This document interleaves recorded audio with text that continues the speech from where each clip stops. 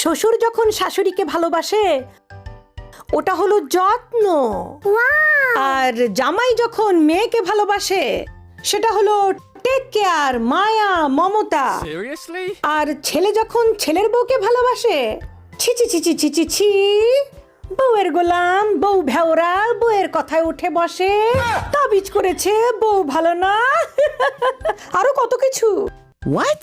আবার দেখবেন শাশুড়ির কথায় শ্বশুর চললে কোনো সমস্যা নেই, মেয়ের কথায় জামাই চললে ও মা গো, আমার মেয়েটা একটা মনের মতো জামাই পেয়েছে।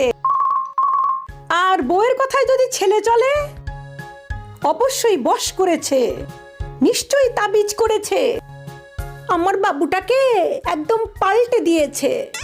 বাহ!